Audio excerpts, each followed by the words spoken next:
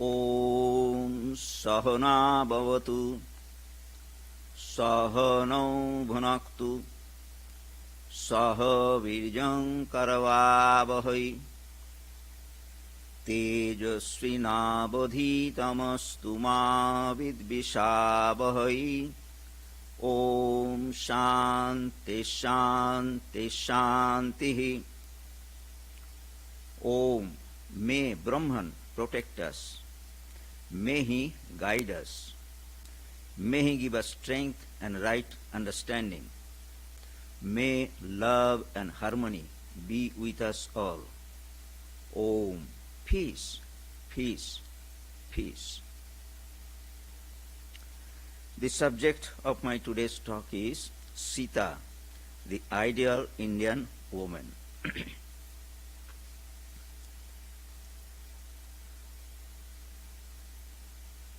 Ramayana is a great epic of India.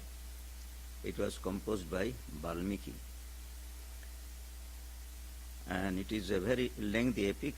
It contains about 24,000 two-line verses. Valmiki is considered to be the most ancient poet, and of course his life is also very interesting. So before starting the story of Ramayana and the life of Sita, I would like to tell a few words about Valmiki himself, the great poet. He is the first poet in Sanskrit language. Sanskrit language before him was mostly mantras, that means which are verses dedicated to spirituality. And from Valmiki's time, the literary aspect of the Sanskrit was developed. And the development is also very interesting. The story of Valmiki is like this.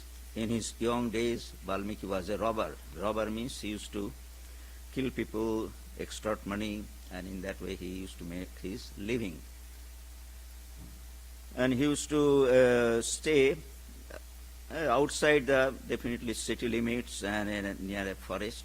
And when in those days people will had to cross forests and all those difficult places for going from one city to another city or one village to another. So he used to hide in that forest, and whenever a passerby used to go and he found that probably he might have money, so he used to approach, extort, and if they did not give money, probably he used to kill also. And in that way he used to maintain his family. The reason was that he, as you know, that he did not have much, he did not have the success in getting a job or any other livelihood. So ultimately it was, he took to that profession. So one day one sage was passing through that path, and Valmiki, at that time his name was Ratnakar. Pre-monastic name or pre-sage name was Ratnakar. So he pounced upon him and asked him to give money. And the sage said that, well, I am a sage, I have renounced everything, I do not have anything. That means I do not possess any wealth, and just I beg my food, and in that way I subsist. And Ratnakar thought that probably he is lying, just to avoid him, or just to probably he is not willing to give what he has. So he was thinking in that way. And sages, as you know, they can read the mind. So he read the mind of Ratnakar and told that if you think that I am telling a lie, you do one thing. You can tie me with a rope on this tree, but I request you go to your family and go to your home and ask your members of the family and tell them that you earn your livelihood or bring money for their living also by robbing people. Because robbing is very heinous job, and you kill people and you are accumulating sins and all those things. You understand that? He said, yes sir, I understand that, but because I do not have any other way of earning my livelihood, I have taken to this profession. So the sage said that, yes, that's okay, but you go to your home and see whether the members of your family also takes share of your what is called sins that you are accumulating. And Valmiki Ratnakar at the time thought in his mind that yes, it is logical, the way I am earning money and I am sharing with them, so naturally they will share whatever what is called merit or demerits I earn, that they will share. So he tied that sage with a rope in a tree, because he thought that he is trying to, he may, what is called, go away. So he went to his home and asked his parents, one after another. First he asked his father. So he asked his father, Father, do you know in what way I bring money and maintain this family, I bring food for the family? So he said, no, that never occurred to me, I never asked you. So he told that I do this. That means I extort money from people who go to this forest, and sometimes I kill them, and in that I rob them, and in that way I earn money. And father was very much disgusted, angry. He said that, well, thou art a wretch, and what is called, you, for earning money, you do such a heinous thing. So in that way he said, I never, and also Ratnakar asked that, since I do something which is not good, sinful, do you share my sin? So he said, no, why I should take share of that? So in that way he rejected, and Ratnakar actually felt very sorry. His hope was really shattered. Then he went to his mother. Mother also refused and said that, yes, it is not my duty, or it is your duty to maintain your parents. I am your mother, old lady, so naturally I do not mind in what way actually you earn money, but definitely I do not approve the way you earn your money. So I definitely don't share your sins. Then he went to his wife. Wife got angry. He said, by no means that I will share your sins. It is your duty to support me. So in whatever we support, that is your responsibility. So his hope actually completely shattered, and he returned to that sage and fell at his feet and told him that, well, sir, nobody is sharing my sin. I was hopeful that what I am doing, everything that I share, my sins also will be shared by my family. But now I have committed so much crime and I have earned so much sin. Now please tell me how I shall get rid of these sins. That means I don't want to do more sins. Then the sage said that, well, yes, I am glad that you are repenting and you want to change your livelihood. So you utter one sacred mantra that I am giving, and that will purify you. So Ratnakar, as you know, he was a what is called very strong-minded person. So the mantra was given, a Rama mantra he gave. And when the Rama mantra was given, he could not utter that mantra because that is a sacred mantra. So then he said that, sir, I cannot utter this mantra. Then he said, well, you just reverse it. Say it, Mara. Mara means dead. So in that way you utter the name, and ultimately you will see that the mantra you will be able to utter the mantra perfectly. And with great determination, Ratnakar actually started repeating the name and continuously. And it is said that he repeated the name that was given by his teacher in such sincerity that later on, after some time, a mound was built around him by the termites. You know, if somebody is not moved for a long time, you know, in our houses, the termites and all those things come. Termite is everywhere, actually. It is all over the earth. There is no place where there is no termite. Probably in Arctic, I don't think they are there, but definitely where human habitation or any habitation is there, any tree or plant is there, termites will be there. So as the story goes, the termite built because you are sitting in one place for such a long time, repeating the name, he forgot everything. And termites came and built a house. House means they are covered with their earthen house. So he was covered with that earth. And after a long time, that sage again came on that way, and he was looking for his disciple. So he started shouting his name.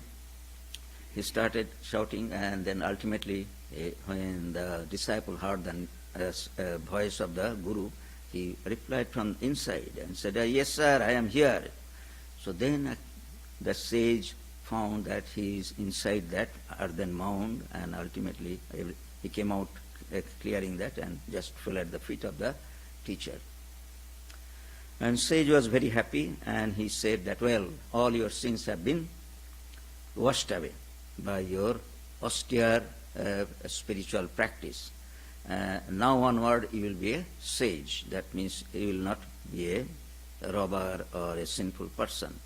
And because you are covered with this termite in Sanskrit is called bulmik, and because you are covered with that, so your name will be Balmiki." So in that way he came to be known as Balmiki.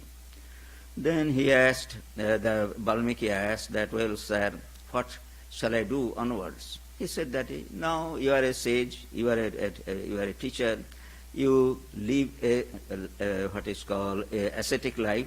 Just build your retreat. That means build a cottage on the bank of a river.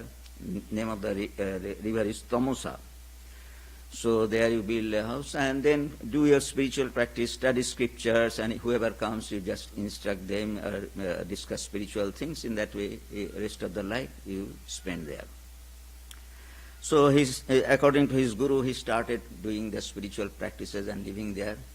And he has a very routine life. Sages, austere persons have always a routine life. So one day, he was going to take a bath in the river, and on the way to the river, there was a tall tree, and on the tall tree he saw that two birds, cranes, were really happily were making love.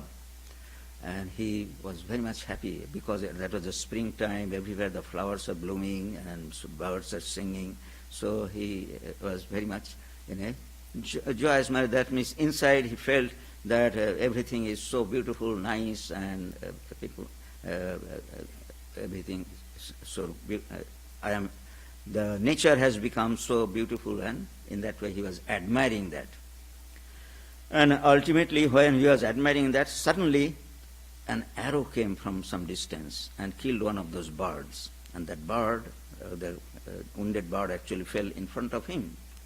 And the other bird actually came because he lost his companion, and he came down and started whirling around that dead bird and repenting, or in a very repenting mood, was crying. And Valmiki immediately, actually, his emotion turned into sorrow. And in that sorrow mood, actually, he uttered two verses, rather two lines of one verse. And the verse is in Sanskrit, "Ma nishado pratistham tamogamo shashwating sama yat krauncho mithunadekam abodhi kama mohitam." That means, "Thou art a wretch." That means a hunter from a distance. Hunters, they hunt animals, birds, and in that way they extract flesh, meat, and sell, and in that way they make their living. So that hunter threw an arrow, and the bird was killed. So he was very unhappy, and he uttered these words, that Valmiki uttered these words, "Thou art a wretch without the smallest mercy. Thy slaying hand would not stop even for love." So in that way he uttered these two lines, and he himself was surprised that out of his he did not expect that he will utter this thing, that automatically it came, and he was very much surprised. And it is considered these two lines are the first two lines of Sanskrit literature. So in that way these two lines are honored or respected. So then onwards, actually, he became aware of his own talent. Then he returned to his abode, that means in his cottage, and later on he was in a sorrowful mood and whatever it may be, and he thought that, well, I have a talent but I cannot utilize it. So again, one day the sage Narada came, and he asked the sage that, well, sir, I have this capacity to compose verses and all those things, and I want to compose one epic or a literary book, which where I want to glorify a person who will be a perfect person. That means he will be all the good qualities a man can inherit. He will be in his character. It will be reflected. That will be the goal of my composition, because I want to utilize my talent in that way. So can you please tell me who is that person? Do you have any in your mind whom actually I can make my hero, so that all these things, that means all the good qualities that I can comprehend or I have in my mind, and that will be true also. So in that way I can compose. Then Narada said that, well, there is the Rama the king who is there, and he is considered to be a perfect person. You compose your poems about him. So in that way he instructed him, and then he started composing this book, which is known as Ramayana. And that book, in that book we see that Rama has been described as a perfect person. We are sometimes, time to time, we discuss about what will be the qualities, whether there is an ideal of a perfect person. So throughout the history, especially in Indian literature or in spirituality even, Rama is considered to be a perfect person. So in that way the composition was made, and later on his life has been described in many ways in different in Sanskrit literature and in all Indian languages also. So the point is that Rama is considered to be a perfect person, and his life story is the Ramayana. So what was the story of Rama? Rama was born in ancient times, before Lord Krishna. Krishna was born, say, about 3,000 years ago, or 3,000 years before Christ. And Rama was probably another 1,000 years before him. So these are a historical, ancient history. So time is not the main bone of contention, but the life story, from whom actually we get knowledge and direction, or when we feel in our life situation, we do not find any direction in our life, we just fall upon to their lives and teachings, and in that way we find the light of our in the darkness. So Rama's life is considered to be one of the ideal life, and the story of Rama is very simple. Simple in a sense, those who have read Ramayana and Mahabharata, you will find that Mahabharata is very complex. The story is very complex because so many characters are there. And not only so many characters, so many incidents are there, so many places are there, so many heroes are there. So in that way it becomes very mind-boggling. But Ramayana's story is very simple, and it has got a very good touch of nature. Nature means of the surrounding trees, plants, animals, birds, rivers, mountains, and all those things are very beautifully described there. So in that way it is very soothing to read Ramayana. In fact, Ramayana, many people know the story by heart, and in many places it is also recited ceremoniously, and also in many languages, many authors or poets have taken the sum and substance of Ramayana. In that way also they have composed Ramayana.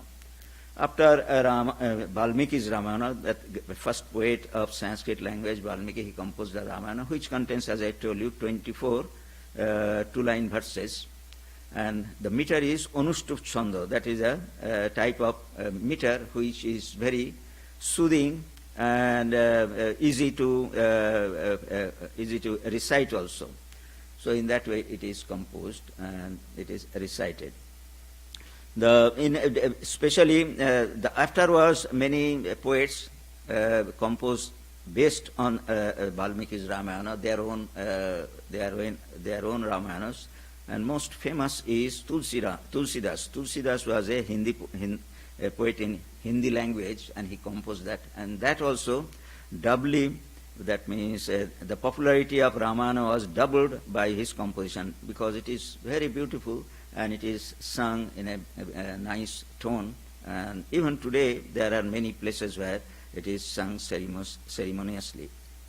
So Rama's life story is very simple. That means there was a king, his name was Dasaratha, and he was the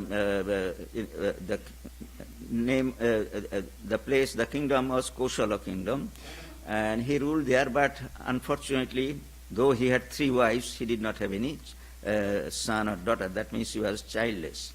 So priest, Vasishtha was his priest, he advised that you perform Putreshti Yoga, that means a ceremony, a Vedic ceremony you perform, and see what is the result. And after that ceremony was performed, he got sons. That means Rama was born, then other wives also born. Rama was born of Kaushalya, and other sons were born, Kaikeyi and Sumitra. That means other 2 wives were there, Rama, Lakshmana, Bharata and Shatrugna. In that way, 3 sons were, one after another, they were born. And Rama, when he was born, he was a what is called a jewel. Jewel in a sense, that means in every respect actually he was very good. In every art and science or physical things, he was really excelled everybody. In nature, everything. So naturally, when he was he was young and became very well known to the subjects of that king. He got trained, and there are stories like this. That means when he was very young, at that time, one rishi, that means another sage came. In those days, rishis used to live in the retreats. So one rishi, his name, he came and asked Dasaratha to give his son, because he was, by that time, he was really a good archer and a fighter and all those things. So he said that I am being pestered by demons. Demons means there are some elements who used to come and disturb the sages in their retreats. So I cannot perform my fire ceremonies, yagnas and all those things. Please give me, so that he can really kill those elements. So in that way he was taken by the sage, and one demoness was there, Taroka, and he killed him. And that rishi was very much happy to see the valor of this young boy. And at that time there was another king, a distant king, in the kingdom of Mithila. His name was Janaka. And Janaka had a daughter, her name was Sita. And she was marriageable at that time, and in those days there used to be Swayamvar Sabha. That means the daughter had the opportunity, or had given the option of selecting her own match. So there used to be the invitations used to be sent to different kingdoms. Eligible princes used to come, and the princess used to select amongst them, and in that way it used to happen. But in case of Janaka, he had a condition. Condition was that he had one bow, that means which was given by Lord Shiva. Harodhanu, as it is called. The technical name is Harodhanu. But that bow was so heavy that nobody could lift it. So he made a condition. That means he wanted a very strong person to marry Sita. So he made a condition: a prince will be able to lift it. The Sita will be given into marriage to that prince. So that was the condition. And all the princes that came with the hope of marrying Sita, because she was also a very competent, not only competent, beautiful and very well-natured and very reputed princess. So they came, but all of them failed and went away. And not only that, one of the prince actually invited Janaka for a war, just to disappoint, and not only disappoint, that means probably they were very much upset the way the condition has been made. So this sage took Rama, because he thought that he is very strong and probably he will be able to take will be able to marry Sita, because she was a good match for Rama. That was his idea. So Rama went there in the princess, that king's court, and ultimately it is said that he not only lifted it, he actually what is called put the string, and while putting the string on that bow, actually that bow broke down. That means it was so strong, and naturally everybody was very happy. Not only everybody astonished. So he is a very good match, and Sita was given into marriage, and in that way Rama got Sita. Now coming to the Sita, the story of Sita is like this. That means she was born of earth, as it is called. Janaka found that, if you call it abandoned child or whatever it may be, on this field. Field means, that means he had a farm. That means in those days king used to do farming also. So she was found one day lying on the, what is called, the ground on the farm, and in that way Janaka collected him, and she had all the good signs of a good child. So she was taken to the palace and reared. In that way it happened. Now I'd like to share at this point, probably some of you do not know, there are two background stories of Sita's. It seems to be unbelievable that a child will be found on the ground. So naturally there are many speculation. So there are two stories behind Sita's that child's lying on the ground. One story is this: there was a kingdom. Kusadhaja was the king of that kingdom. He was a learned scholar, and he lived in a hermitage. That means he was a sage also, and he had a daughter. Her name was Vedavati. And Vedavati, he lived with her father, and after she was a very pious woman, grew to be a very pious woman, and ultimately she wanted to marry Lord Vishnu. Imagine, that means one woman, earthly woman, is trying to marry a god. God means Lord Vishnu is the ruler of the whole universe. So she wanted to that, but naturally it does not happen. It is not easy to that, but for that she remained unmarried. And it is said one day after her parents' death, Ravana means the king of Lanka, actually spotted her and tried to, what is called, first he proposed that he wanted to marry her, but she refused. She denies as usual. Now Ravana, getting frustrated, tries to molest her by pulling her hair. She cuts off the hair and cursed Ravana that she would jump in the fire and be reborn to become the cause of his destruction. So in that way he cursed Ravana because of this situation. Then she jumps into the fire and enters it fearlessly. So that means she faced death in that way. Legend has it that she was born as Sita, the cause of destruction of Ravana. And by being reborn as Sita, Vedavati also fulfills a dream of marrying Lord Vishnu, because Rama, afterwards it was found, that means sages know, so they discovered that Rama was nothing and nobody but the Lord Vishnu, incarnation of Lord Vishnu. So he is considered to be an avatar. This is one story about the Sita's previous life, if you call it, and that is there. Another story is there. This story is prevalent in the southern part of India. The theory of is that Ravana had a wife, and her name was Mandodari. Mandodari actually outlived Ravana. And Mandodari was really a very good wife, that means good woman. And it is said that she always counseled Ravana to not to marry Sita. That means it will be a heinous crime to marry Sita. So in that way, always discouraged, and that caused displeasure also. So whatever it may be, it was the before the situation, the story is that before all the things happened that we find in the life of Ravana. Now another theory is that Ravana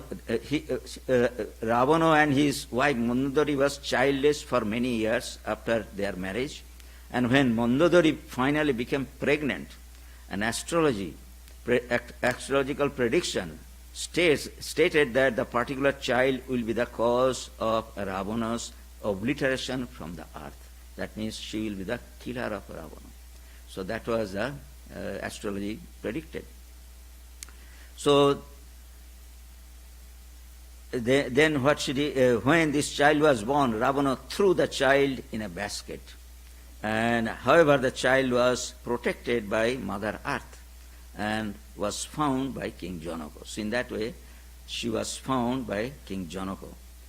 And thus Ravana, while lusting for Sita and tormenting and torturing her, never even imagined in his wildest dreams that Sita was his own daughter. That is the story. Thus he committed a great sin than just abducting Rama's wife. He lusted for his own daughter, which is a grave sin. So the astrology therefore proved to be right, as Sita's abduction and captivity was primarily responsible for Ravana's destruction. So these are the two theories that are there. Probably I cannot say, because these things cannot be proved historically or archaeologically or in other ways, but this type of stories are there behind the Sita's birth.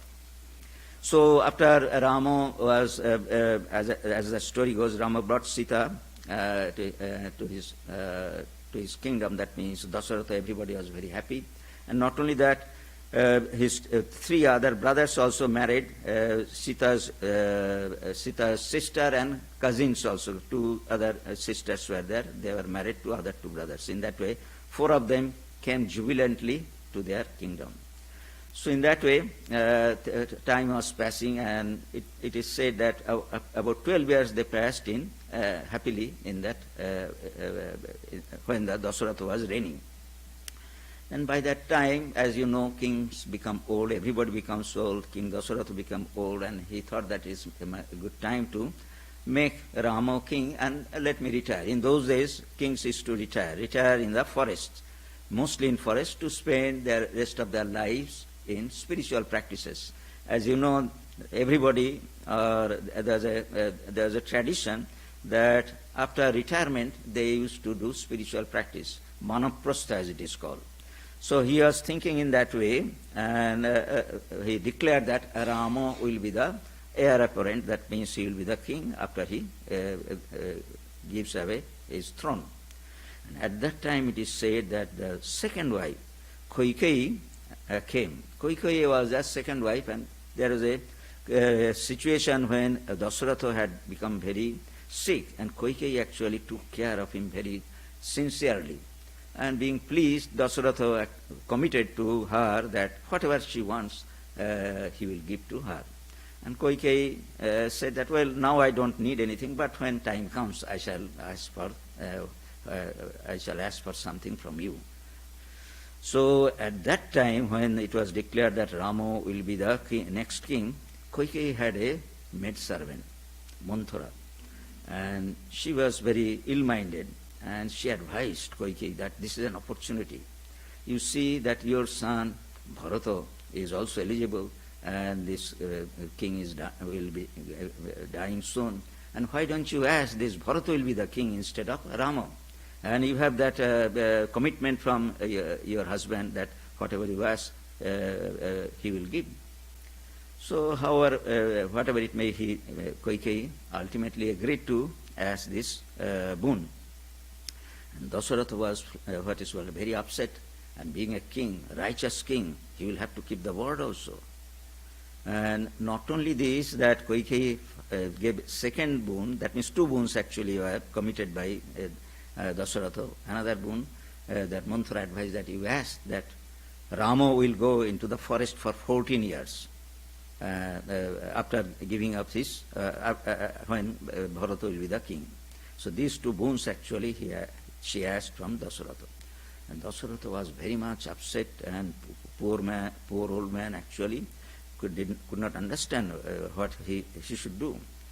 At that time, Ramo came because he was a righteous person. As I told you, Ramo inherited all the good qualities, keeping the words of his own words, not only that, keeping the words of his father and whatever it may be. So in that way, when he heard that it has been proposed by his stepmother, so he said, without any hesitation, he said that, well, if my father has committed these things as a son of my father, I shall definitely give up my throne to my brother Bharata and also go into exile, voluntarily go. And everybody was very much surprised that this young man actually keeping the word of this unbelievable proposition. But he committed that, and ultimately we see that he went to the forest. And at that time, Sita actually, Rama told Sita that, well, it is my duty to keep the word of my father, so I am going to the forest. You stay with the family and take care of my old father, and other mothers are there, and this palace is there. You stay here. But Sita actually did not agree.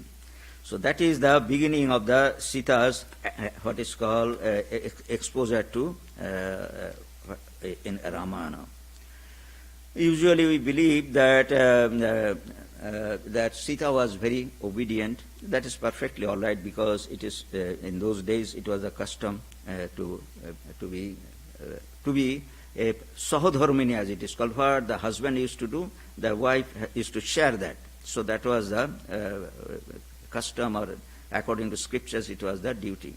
So she thought that, well, my husband is going to the forest. It is my this duty to look after my husband, so I shall also accompany him. So in that way, she started arguing with Rama. This is the important aspect of Sita's life that is starting to unfold.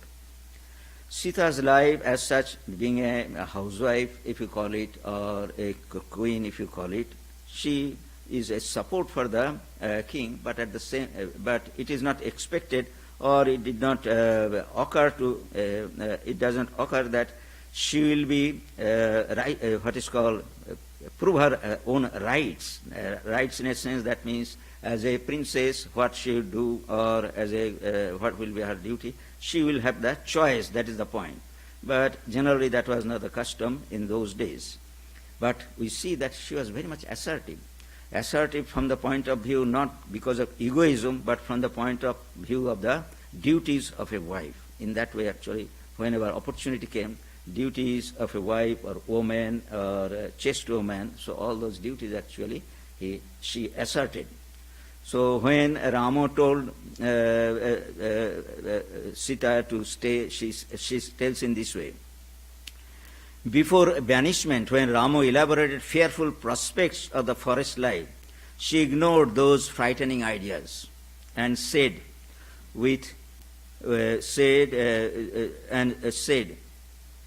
that with fear yet urged by pride and love to Rama, O Rama, if my father, O the Lord of Mithila, that means she was the daughter of Janaka, king of Mithila. O Rama, if my father, the Lord of Mithila, had known thee as a man in form only, but a woman at heart, he would never have united me to thee. That means she was fearful. Rama was describing the fearful aspect of the forest life. Alas, men in ignorance pick up Rama as resembling the sun in splendor, while in reality he is not so. That means she was afraid of going to the forest and taking her to the forest. So he was chastising Rama in that way, that, well, why you are civil? You will be able to protect me. That means you are what is called, you are a young prince, and you are such a reputed warrior. So why you are afraid of taking me to the forest? In that way, actually, she chastised Rama. And then continuing, he said that like a Kshatriyavana, she had her own independent set of values which she refused to part with. When Rama asked her to stay at home and elaborated her duty towards elders who would be staying at the palace, she did not like the advice. On the contrary, she even called Rama a woman, and he felt diffident of giving protection to a justly married wife. Then she quoted, "Having married me as a virgin and having lived with me so long, why do you hand me to other people like a man who lives on woman?" So in that way he chastised Rama. Then she categorically said to Rama, "I am a Kshatriya girl and I will not go under the control of other people, of Kaikeyi or Bharata." That means her stepmother and brothers of other princes, and Bharata was supposed to be the king. "If I cannot live without you for a minute, how do you ask me to live that long time with them?" So in that way he started arguing with Rama. Rama, as you know, that he understood and accepted that. That means Rama felt obliged to show all respect not only to her spirit of sacrifice and faithfulness but also to her wisdom. So Rama actually accepted, and as we know that ultimately she accompanied. And what did Rama told? That means because her stature, he told to Rama to have it is said, Rama felt obliged to show all respect not only to her spirit of sacrifice and faithfulness but also to her wisdom. To Lakshmana he gave the standing order to bring her any flower or fruit which she might like to have.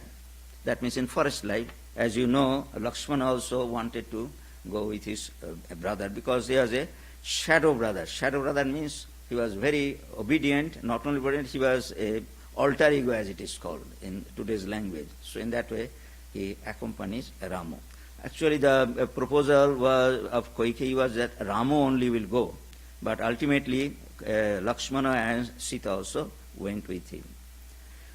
Rama never forgot her royal upbringing, that means her Sita's upbringing, and offered the food she liked. So in that way we see that from the very beginning actually she asserted her right to be in the right place, and always that was the custom, that means a queen should remain with the king always and help him. So then there was occasion when one demon in the forest, when the demon Viradha was trying to carry away Rama and Lakshmana. That means, you know, in those days forest were, though the sages used to live there, but they are pesters also. So these demons, that means the persons who did not like their stay in the forest, they used to disturb them or annoy them. So that type of, there was a demon, his name was Viradha. So at that time, when he was trying to take away, the demon wanted to take away Rama and Lakshmana because they were just a sage. That means they had relinquished their weapons and all those things, except a few necessary things like bow and arrow and such other things. So then Sita actually addressed that demon. "Oh Viradha, leave them alone and take me instead and eat me up. Bears and tigers are going to eat me up. Why should I fall a prey to them? You eat me and release them." So she was so bold that for the sake of the husband and his brother actually she offered. That means you can imagine the strength of her mind. Then there was another occasion, that means there was a sage, his name was Sutikshna. So at that time also there was an occasion when we see that she said, before leaving the sage Sutikshna's cottage, Sita, like a true Kshatriya man, handed over the respective weapons to Rama and Lakshmana and remonstrated them for not properly following the dharma of the Kshatriya, the caste of heroes and fighters. That means, you know, Kshatriyas, that the warriors in those days had to have some norms in what way they should and under what circumstances they will use what is called their weapons. Nowadays, you know, if you have a what is called gun, a revolver, you can just go and just like a sport even kill people. That is the norm. It has become as we read the newspapers. But you know, if somebody have the weapon, And weapons used to be used by Kshatriyas only, that way a class of people. It is not for everybody. And not only that, they had the norm. That means they will lose their caste if they did not use the weapons in the proper way. So that actually Sita reminded them. That means don't use your weapons indiscriminately. So she said that handed over the respective weapons to Rama and Lakshmana and remonstrated them for not properly following the dharma of the Kshatriya, the caste of the heroes. Then Sita cautioned them not to use weapons indiscriminately. She told the story. There was a story, that means how a sage had used the weapons. That means it so happened. So she told the story of a rishi and the sword. The story is in short. It is like this: that rishi, that means had a weapon. Somebody gave a gift of weapon. That means a sword. So he used to look and used to clean and polish, and in that way, what's happened? Rishis are supposed to do spiritual practice, think of God, and because of his repeated thought of that sword, actually his mind turned into violence. So he became violent and started indiscriminately using, and later on, actually, he got his result also. That means he was killed. So that instance actually she quoted to Rama and Lakshmana. Then actually we see that Sita was abducted, and that encounter was really, we think that Sita was a poor lady and what it's called, and she was a lady, she did not have the use of the weapon and the right of using a weapon, so naturally she was very easy to be abducted, and Ravana picked her up and took into her what is called, in those days, helicopter was not there, but they had some other contrivances, and took away and flew to Lanka. But the encounter was not that easy. That is the point. It is like this: Ravana abduction of Sita and her confrontation with the mightiest of demons filled the pages of Valmiki's epic with a spirit of unbending heroism and tragic nobility. While Sita was being forcefully taken away by Ravana, she, the royal lioness, began to what is called shout at Ravana with the hardest possible words, absolutely without fear. So this quote, that means this is the translation of Valmiki's verses. O jackal, thou desirest a she-lion, but art not more able to possess me than grasp the light of the sun. Thou wretched, who seekest to carry off the beloved spouse of Raghava, dost thou desire to lift up the Mandara mountain? That means it is a big mountain he wants to lift. That means Sita is saying that it is such inconceivable thing that he wants to do. Dost thou desire to lift up the Mandara mountain with thy bare hands, or live at ease after drinking poison? O thou who seekest to bear away the beloved wife of Rama, thou art endeavoring to carry a blazing fire in thy robe or walk on iron spikes. The disparity between thee and Rama is as the between a jackal and a lion, a brook and an ocean, the nectar of the gods and sour barley gruel, heaven and between gold and iron, sandal and mud, an elephant and a cat, an eagle and a crow, a peacock and a duck, a swan and a vulture. So in that way he actually addressed Ravana when he came to. You know, she was helpless in her, that means she was not a, it is said that King Janaka had trained her into the weaponry also, but at that time she did not have anything.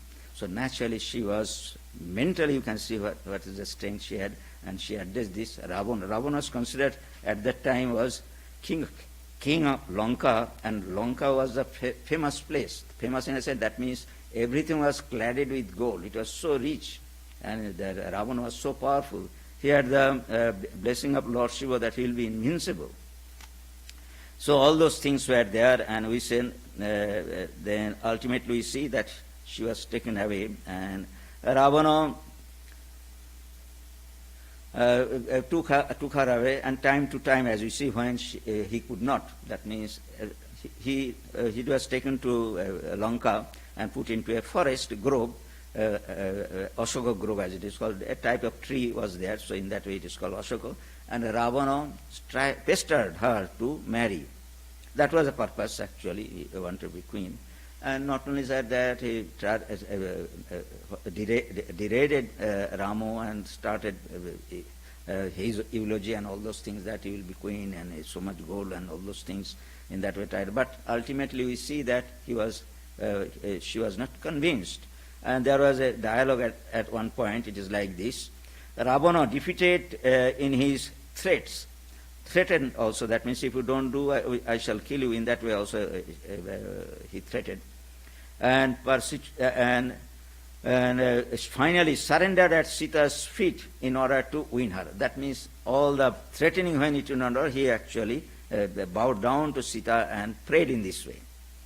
O Vaidehi. Vaidehi means the daughter of Videha, daughter from Videha. That means name of the kingdom of Janaka was Videha. So, O Vaidehi, do not fear to contravene dharma. The ceremony that shall consecrate our union is sanctioned by the Veda. I praise thy feet with my hands. Grant my prayers speedily. I am thy slave and ever obedient to thee. May these words, inspired by the torment of love, not prove fruitless. Never before has Ravana bowed his head before a woman. That means she was so strong. Ultimately, Ravana fell at her feet so that she could marry. So in this way we see what was the reply of Vaidehi. That is the important part. Vaidehi means Sita. Hearing these words, Vaidehi, though still, that means Valmiki is saying, though still distressed, ceased to tremble and placed a blade of grass between herself and Ravana. The contention was that she was already married. So naturally she was a chaste wife and she could not really marry others, and that will be contravention to the what is called scriptures or a law, and nobody does that. Even today that is the law prevails. So the point is that Ravana tried to convince her that, well, it will be okay with the scriptures and all those things if you marry me, though you have married Rama. That was ultimately he was arguing. So at that point Valmiki is saying, Vaidehi, though, this is Valmiki's words, Vaidehi, though still distressed, ceased to tremble and placed a blade of grass between herself and Ravana, and said that this is the limit up to which you can come, don't come forward. And said, thou art not able to tempt me with wealth and riches, as the light of the sun cannot be separate, light cannot be separate from the sun. So do I belong to Raghava, having rested on the arms of the Lord of men. How should I depend on any other? O vile wretch, but dog thou art. Thou didst not stand before those tigers, Rama and Lakshmana. Just as Ravana's infatuation was endless, Sita's rejection of Ravana was complete. Then his continuing said, bind or destroy this insentient body. I have neither desire to preserve it nor my life. O Titan, for I will never submit to dishonor. So in that way, she rejected. Then the story tells that Hanuman came. Hanuman means the Rama's emissary, and by that time Rama came to know that Sita has come there, and in that way she came. And ultimately Hanuman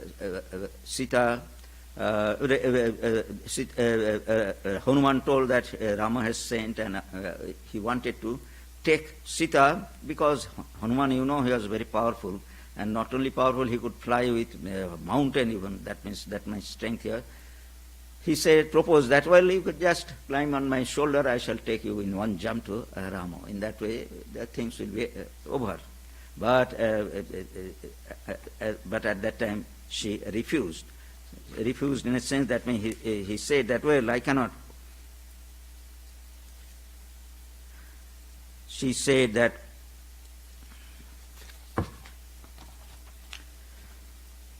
Hanuman offered to carry her straight to Rama. Sita refused. O monkey, Furthermore, being wholly devoted to my Lord, I am unable to touch the body of any save Rama. When I was forced to contact with Ravana's limb, I was helpless without a defender and was no longer in control of my person. That means, as you know, Ravana forcefully took her. That means that was touching the body. That she said that I am helpless at that time. So Ravana could touch my body. But now you cannot I cannot do with you that you are proposing. That means I cannot touch some other person's, other male's body. That was the thing. So in this way we see that things ended ultimately. The most important part is that after she was brought, and Rama himself wanted to test her chastity, and Sita, without any murmur means in a way she obliged her husband, and ultimately she was she became unscathed, as it is called. That means it is said that when the fire ceremony, that means the proposal was this, that means she will walk over a fire, ceremonial fire, and if she comes out unscathed, then she will be proved that she was a chaste wife. That means Rama or other people advised him that, well, Sita has lived in Rama's place for such a long time, so how do you know that she was chaste during her stay there? So naturally they should be put a test. Then nobody can really figure out how it will happen. So they propose that this will be the test, and if she comes out successful, then we shall accept that she was really untouched. So that was organized, and ultimately it is said that when the fire ceremony, the fire god himself came out with a golden throne on which Sita was sitting, said that, well, Sita was unscathed, and in that way actually she gave back Sita. So the point is this, that means she was completely untouched. That means she was truthful and not only chaste throughout her life. That was proved. And later on we see that after their return, though it was accepted by Rama and others and other people there, but after some time, after 12 years or something like that, it so happened that people started murmuring. The next generation probably started murmuring, well, our queen, we do not know what had happened, and in that way actually they started murmuring. And Rama ultimately, because he was very much sensitive to public opinion in today's language. He wanted to keep his subjects happy always. That was the goal of his what is called administration. So when people started talking about that, he again asked he said that, well, it is too much, and he actually banished Sita. Sita means he told that it is like this, they are saying, so you better go to the forest so that the people will be happy. And Sita actually acceded to that. She said that, well, I understand your point, and definitely it is a duty of a good king to keep the subjects happy. So she went to the forest. And at that time she was pregnant also, and we see that the two sons were born, Lava and Kusha, and by the time the murmur or the rumor was subsided, that means people understood that, well, it is perfectly all right that Sita will not live with the pious king Rama. So what Rama used to do in those days, the custom was that for all ceremonies, the queen has to be present with the king. So Rama made a golden Sita, a statue made of gold of Sita, and he used to keep another throne by his side, and in that way he administered the kingdom when Sita was banished. Now later on we see that Sita was gave birth to Lava and Kusha, two sons, but they did not know that they are princes. And she stayed actually with Valmiki, that means in the retreat of Valmiki, and Valmiki trained them, and also by that time Valmiki has written this Ramayana, and he made into the tune, that means musical rendering was done, and he taught Lava and Kusha. In that way it was done. And towards the end we see that Rama performed one yagna, Ashwamedh yagna, and as an entertainment he invited Valmiki to recite the life story Ramayana, and he brought Lava and Kusha to sing that Ramayana. And by seeing these two kids, Rama could recognize. That means he came to know that they are two children, and then they were said. Then again, what is called, Rama said, now you can bring Sita so that she can also enjoy it. So when she was brought, that means Valmiki brought Sita, then again in the audience people started shouting, test, we want test. So in that way it was a very shameful thing, and Sita was very much upset, and she was very much, she said that, well, Mother Earth, if I cannot bear this anymore, so if you want to save me, just accept me. So in that way it is said that the earth actually at that moment, earthquake or whatever it divided into two, and Sita actually jumped into it, and in that way she ended her life. So this is the story of Sita, and I would like to end, it is time past, I would like to quote from Swami Vivekananda, because he has given as you know, he was very much into the Sita's life, and she said that is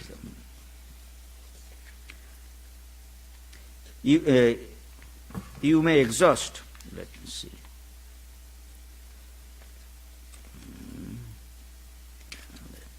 Okay. Yes.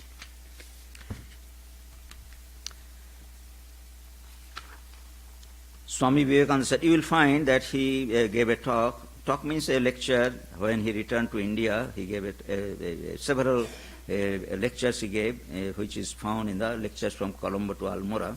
So he gave a talk on sages of India. There he is saying, you may exhaust the literature of the world that is past, and I may assure you that you will have to exhaust the literature of the world of the future before finding another Sita. Sita is unique. That character was depicted once and for all.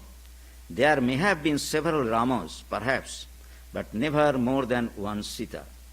She is the very type of the true Indian woman, for all the Indian ideals of a perfected woman have grown out of that one life of Sita. Here she stands these thousands of years, commanding the worship of every man, woman, and child throughout the length and breadth of the land of Arjavarta. Arjavarta means the southern Asia in general. There she will always be, this glorious Sita, purer than purity itself, all patience and all suffering. She who suffered that life of suffering without a murmur, she the ever chaste and ever pure wife, she the ideal of the people, the ideal of the gods, the great Sita, our national god. She must always remain. And every one of us knows her too well to require much delineation. So in that way he continued.